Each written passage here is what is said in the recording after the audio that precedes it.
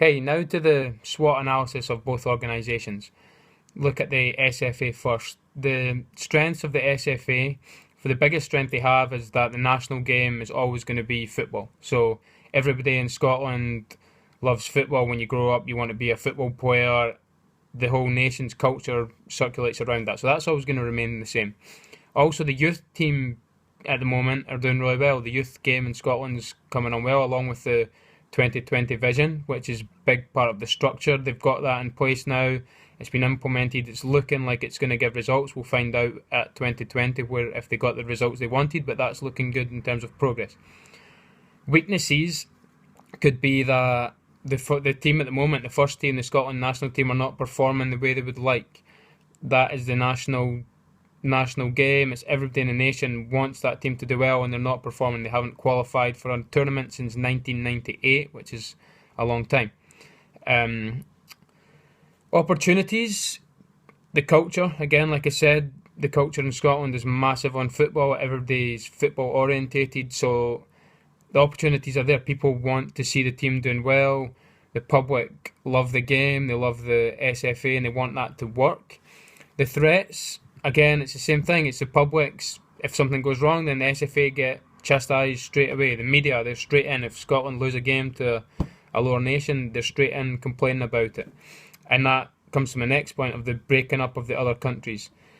A lot is after like the USSR and all those Eastern European countries split up, more and more competition for Scotland with similar types of countries. Scotland's only got 5 million people that live in it, so all these little countries that come off of Russia have all got bigger populations in Scotland and start to become better at football in Scotland.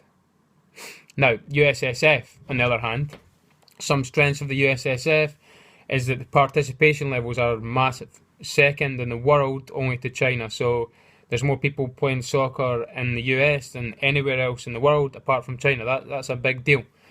It's well funded. You know, they've got America's doing well. It's well funded. Can get money generate money from lots of places. They have the best facilities. You know, US is famous for the facilities that it has, and also women's soccer. Women's soccer in the US is bigger than anywhere in the world. The women's national team in the US are better than any other team in the world, so that's something that they have to be proud of. Weaknesses. The men's national team, very much like Scotland, the men's national team, they qualify for the tournaments because they don't play in a particularly tough bracket to get there, but when they get there, they never really contest to win it. The World Cup's they're never really in conversation about winning it. Opportunities. America's obviously the land of opportunity. It's been the second. A study was done in 2014 by ESPN that showed soccer to be the second most participated sport and supported sport between 12 to 17-year-olds, which obviously 2014, that's the youth coming through. That's the next generation of kids that are growing up as soccer kids, which is great for the game.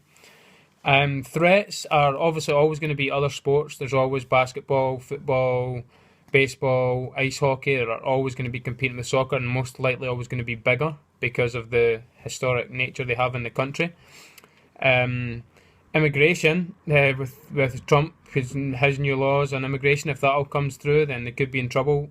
I think more than half of the recent squad roster for the US national team were either immigrants born in another country or had parents that were immigrants. So that could become an issue later down the line if those immigrants stop getting into the country. Thank you.